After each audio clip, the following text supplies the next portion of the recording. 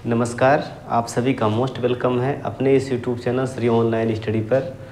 भारत की नदियों के क्रम में हम लोगों ने हिमालय नदी तंत्र के बारे में पढ़ लिया था। आज का लेक्चर रहेगा प्रायद्वीपीय भारत की नदियाँ। अगर आपने प्रीवियस लेक्चर को नहीं देखा है तो प्लेलिस्ट में जाके उस लेक्चर को देख लीजिए ताकि आपको नदी वाले चैप्टर में कोई भी दिक्कत ना हो।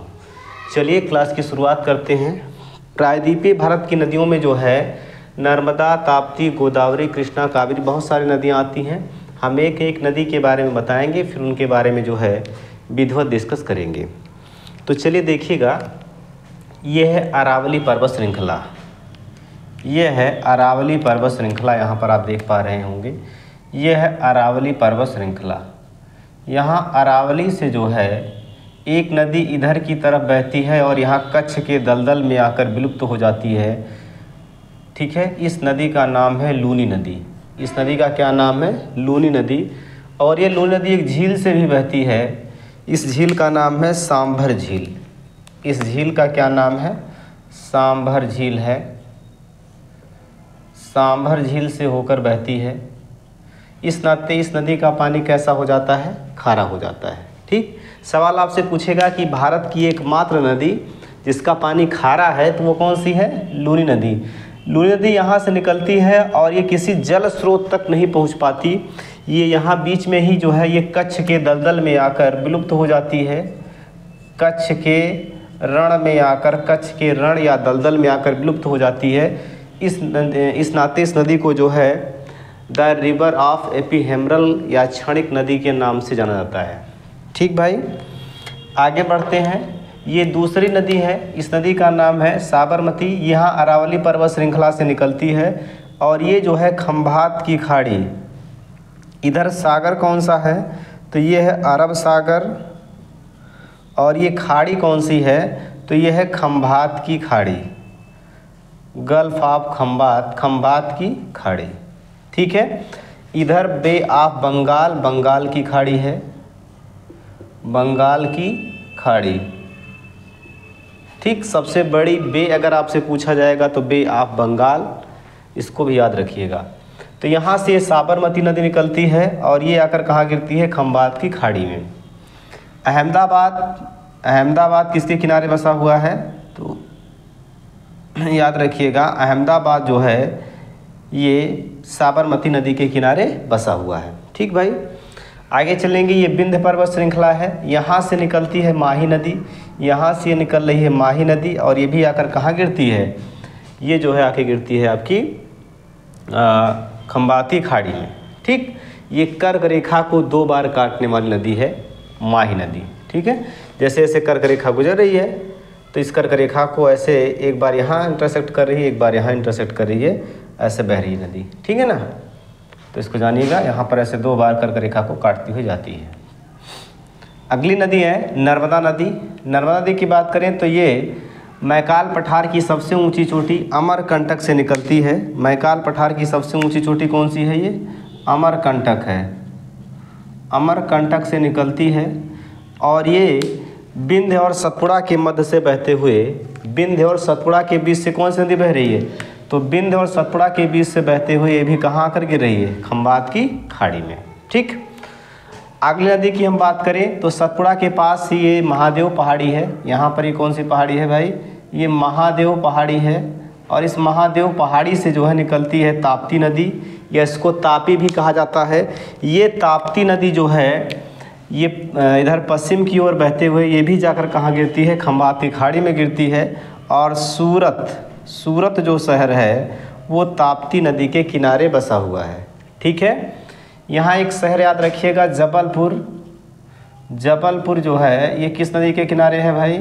तो ये जबलपुर जो है नर्मदा नदी के किनारे बसा हुआ है। ठीक, आगे बढ़ें। चलिए आगे देखा जाएगा तो ये जो है मैकाल पठार के पास से ये एक पहाड़ी है जिसका नाम है सिहावा पहाड़ी।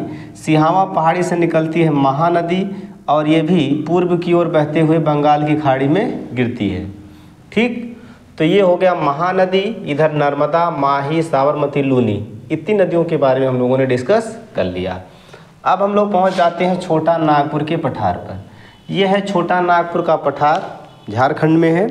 यहाँ से देखिए कौन सी नदी निकल रही है, यहाँ से इधर की तरफ निकल रही है दामोदर नदी, और ये जाकर हुगली नदी में मिलकर फाइनली गिर जाती है बंगाल की खाड़ी में।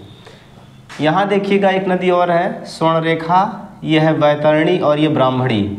इन नदियों का क्रम आपको याद रखना होगा। स्वर्णरेखा, बैतरणी और ब्राह्मणी ये सब छोटा नागपुर पठार से निकलकर बंगाल की खाड़ी में गिरने वाली नदियाँ हैं। ठीक है, तो स्वर्णरेखा, बैतरणी, ब्राह्मणी, इसके बाद ये महानदी। ठीक, महानदी के बाद गोदावरी, कृष्णा, कावेरी। तो ये नदियों का एक क्रम है उत्तर से दक्षिण की तरफ। बात समझ में आ रही है? चलो यहाँ देखते हैं, ये जो है ये त्र्यंबक पहाड़ी है। ये जो पहाड़ आप देख पा रहे हैं ये कौन सी पहाड़ी है? त्र्यंबक पहाड़ी। ये पहाड़ी है त्र्यंबक पहाड़ी, और त्र्यंबक पहाड़ी जो है ये कहाँ पर है? त्र्यंबक पहाड़ी महाराष्ट्र में है। त्र्यंबक पहाड़ी से कौन सी नदी निकल रही है? तो ये गोदावरी नदी निकल रही है, और ये भी पूर्व की ओर बहते हुए, इधर पूर्व की तरफ बहते हुए जो है ये जाकर कहाँ गिरती है? बंगाल की खाड़ी में। इसकी सहायक नदियों में अगर बात करें तो इसकी सहायक नदी है ये इंद्रावती। कौन सी सहायक नदी है? इंद्रावती है।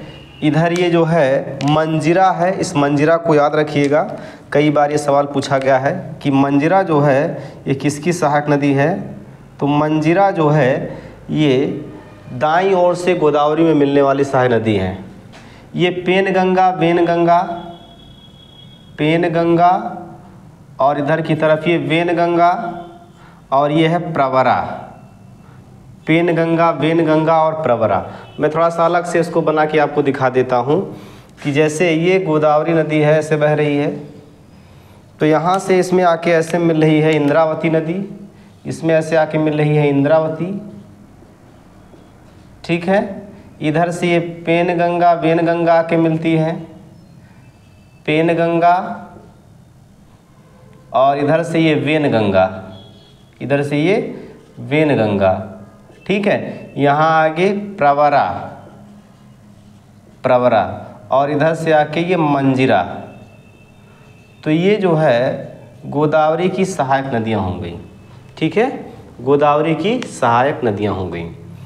ठीक है, तो ये गोदावरी जो है ये दक्षिण भारत की सबसे लंबी नदी है, और इसको वृद्ध गंगा या बूढ़ी गंगा के नाम से भी जानते हैं। अभी मैं फैक्ट को लिखता भी चलूँगा, अभी मैं आपको बाय मैपिंग समझा रहा हूँ चीज़ों को। ये गोदावरी नदी कहाँ से निकलती है? त्र्यंबक पहाड़ी से निकलती है, इधर पूर्व की ओर बहते हुए कहाँ जाके गिरती है? तो ये जो है बंगाल की खाड़ी में जाके गिरती है। ठीक, गोदावरी को जो है वृद्ध गंगा या बूढ़ी गंगा के नाम से भी जानते हैं। इसके अलावा इसको दक्षिण भारत की गंगा भी कहा जाता है। ठीक है ना, दक्षिण की गंगा कहा जाता है। दक्षिण भारत की गंगा कहेगा तो ये कावेरी है, और दक्षिण की गंगा कहेगा तो गोदावरी। ठीक है, दक्षिण भारत की अगर पूछ लेगा तो दक्षिण भारत का मतलब, और आप दक्षिण में चले जाइएगा तो दक्षिण भारत की गंगा किसको कहा जाता है? कावेरी को। जबकि दक्षिण की गंगा के नाम से किसको जानते हैं? तो ये जानते हैं गोदावरी को। ठीक, इसको बूढ़ी गंगा के नाम से भी जाना जाता है। ठीक भाई, चलिए आगे बढ़ते हैं। इसके बाद ये नीचे आ जाता है कृष्णा नदी। कृष्णा नदी की कुछ सहायक नदियां हैं, जैसे तुंगभद्रा, तुंगभद्रा। ठीक है, इधर भीमा और कोयना, भीमा और ये कोयना, ये इसकी सहायक नदियां हैं। ठीक है, कहाँ से निकलती है ये कृष्णा? तो ये निकलती है महाबलेश्वर पर्वत से। महाबलेश्वर पर्वत कहाँ पर है भाई? तो ये महाबलेश्वर पर्वत भी महाराष्ट्र में है। ठीक है, इसके नीचे आ जाइएगा तो ये कावेरी नदी है। कहाँ से निकलती है? तो ये ब्रह्मगिरी पहाड़ी से निकलती है, कर्नाटक में। ब्रह्मगिरी पहाड़ी कहाँ पर है? कर्नाटक में है, यहाँ से निकलती है, और इधर पूर्व की ओर बहते हुए कहाँ जाके गिरती है? बंगाल की खाड़ी में गिरती है। एक नदी यहाँ पर और याद रखिएगा आप, वैगई नदी। ये कौन सी नदी है? वैगई। वैगई नदी जो है ये भी इसी पश्चिमी घाट से निकलती है, और ये जाकर कहाँ गिरती है? बंगाल की खाड़ी में गिरती है। तो ये कुछ महत्वपूर्ण नदियाँ हैं जिनको आप याद रखोगे। यहाँ बीच में मैंने बनाया है, ठीक है ना, बीच में एक नदी है जो है पेन्नार नदी के नाम से। इसके बारे में आगे हम बात करेंगे। महत्वपूर्ण नदी नहीं है, लेकिन आप इन नदियों को क्रम से याद रखिएगा जो भी यहाँ पर और बनाई गई हैं। ठीक है ना, चलिए अब हम एक एक नदी के बारे में थोड़ा सा आपसे डिस्कस करते हैं, उनको देखिएगा। जैसे हम बात करें जो है अरावली पर्वत श्रृंखला से कौन कौन सी नदियाँ निकल रही हैं, तो लूनी, साबरमती, ये दोनों निकल रही हैं यहाँ से। तो लूनी नदी की हम बात करें, लूनी नदी जो है ये अरावली पर्वत श्रृंखला से निकलती है, अरावली से निकलती है और कच्छ के रण में जाकर मिल जाती है, कच्छ के रण में जाकर गिर जाती है।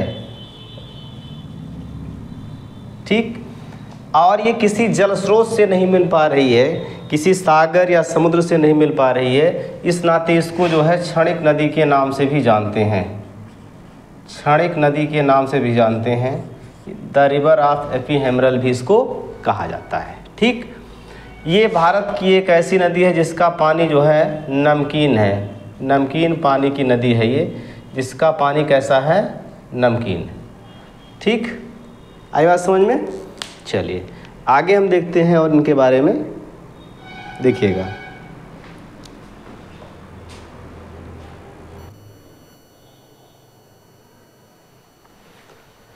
चलिए आगे देखिएगा, यहाँ पर हम बात करें लूनी नदी की, तो लूनी आपको मैंने बताया कि अरावली पर्वत से निकलकर कच्छ के दलदल में जाकर गिर जाती है, इसको क्षणिक नदी के नाम से जानते हैं। भारत की एकमात्र नदी है जिसका पानी कैसा है, खारा है। ठीक, साबरमती की हम बात करें तो ये भी अरावली पर्वत श्रृंखला से निकलती है और कहाँ गिरती है, खंबात की खाड़ी में। अहमदाबाद शहर जो है ये किसके किनारे बसा हुआ है, तो ये अहमदाबाद शहर जो है ये साबरमती नदी के किनारे बसा हुआ है। ठीक है, इधर देखिएगा माही नदी, ये विंध्य पर्वत श्रृंखला से निकलती है, यहाँ से निकलती है और खंबात की खाड़ी में गिरती है।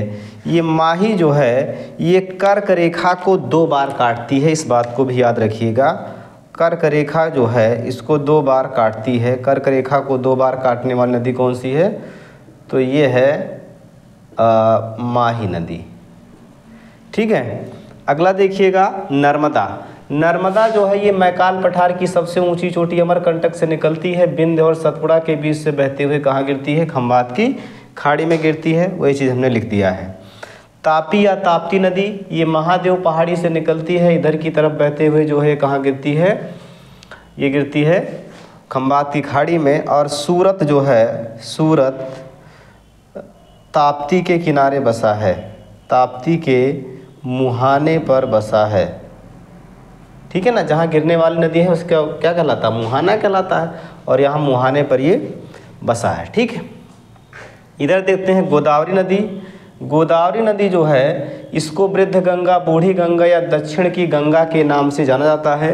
यह प्रायद्वीपीय भारत की सबसे लंबी नदी है, प्रायद्वीपीय भारत की सबसे लंबी नदी है। इस बात को भी आप याद रखोगे। इसकी लंबाई कितनी है, 1465 किलोमीटर है। इसका उद्गम कहाँ से होता है, तो ये कहाँ से निकलती है, तो त्रियंबक पहाड़ी से निकलती है और कहाँ गिरती है, बंगाल की खाड़ी में ये गिरती है। ठीक है, उद्गम इसका याद रखिएगा, कई बार पेपर में पूछा गया गोदावरी कहाँ से निकलती है, तो ये महाराष्ट्र के जो है पश्चिमी घाट स्थित त्रियंबक पहाड़ी से निकलती है। ठीक है, इसकी सहायक नदियों की अगर बात करें तो इंद्रावती, पेनगंगा, वेनगंगा, इंद्रावती, पेनगंगा, वेनगंगा, प्रवरा और मंजिरा है। ठीक है, क्लियर बातें। इस वीडियो को आप कई बार देखिएगा ताकि आपको चीज़ें अच्छे से याद हो जाएं। कृष्णा नदी की अगर हम बात करें तो कृष्णा नदी जो है ये महाबलेश्वर पर्वत, महाबलेश्वर पर्वत कहाँ पर है, तो ये महाबलेश्वर पर्वत भी जो है महाराष्ट्र में ही है, पश्चिमी घाट स्थित है। महाबलेश्वर पर्वत से निकलती है और बंगाल की खाड़ी में गिरती है। इसकी सहायक नदियों की अगर बात करें तो भीमा, कोयना और तुंगभद्रा जो है ये कृष्णा की सहायक नदियाँ हैं। ठीक, अगली हम बात करें कावेरी की, तो कावेरी नदी जो है ये ब्रह्मगिरी पहाड़ी से निकलती है और बंगाल की खाड़ी में गिरती है। इसे दक्षिण भारत की गंगा कहा जाता है। दक्षिण की गंगा पूछेगा तो गोदावरी, दक्षिण भारत की गंगा कहेगा तो आप याद रखोगे किसको, कावेरी को। ठीक है, आई बात समझ में। चलिए अब हम यहाँ थोड़ा सा आपको बता देते हैं इन नदियों के बारे में। छोटा नागपुर पठार से निकलने वाली नदियाँ स्वर्णरेखा, वैतरणी, ब्राह्मणी, ये 3 नदियाँ। इसके अलावा इधर की तरफ बहने वाली ये दामोदर नदी। इसको आप याद रखिएगा कि ये सभी नदियाँ कहाँ से निकलती हैं, तो ये सभी नदियाँ निकलती हैं जो है छोटा नागपुर पठार से। ठीक है। अब नदियों के किनारे बसे शहर, कुछ और स्पेशल बातें हैं जिनको हम अगले वीडियो में देखेंगे। ठीक। एक बात और आपको यहाँ से बता दें कि ये जो कावेरी जल विवाद है, कावेरी जल विवाद जो है ये 3 राज्यों के बीच में है। कौन कौन से राज्य हैं, तो कर्नाटक से निकल ही रही है, कर्नाटक से निकल रही है, तमिलनाडु में बहते हुए जा रही है, और थोड़ा सा हिस्सा इसका केरल वाले एरिया में भी आता है। तो ये 3 राज्य ऐसे हैं जिनको कावेरी नदी की जल को लेकर विवाद रहता है, जिसमें 2 मेन हैं, कर्नाटक और तमिलनाडु। ठीक है ना। तो कावेरी जल विवाद कर्नाटक, तमिलनाडु और केरल राज्यों के बीच में है। क्लियर हुई बातें? चलिए भाई, तो इसको आप अच्छे से देखिएगा ताकि यहाँ से आपके क्वेश्चन एग्जाम में गलत ना हो। मैंने इसको कंसाइज करके अच्छे से बताया है। कुछ और इनसे संबंधित फैक्ट हैं जिनके बारे में हम कल डिस्कस करेंगे। ठीक है। तो आज के लिए इतना रखिए, मिलते हैं कल के वीडियो में। तब तक आज आप जो है इसका अच्छे से नोट्स वगैरह बना के चीज़ों को अच्छे से क्लियर कर लीजिए। ठीक। थैंक यू सभी को।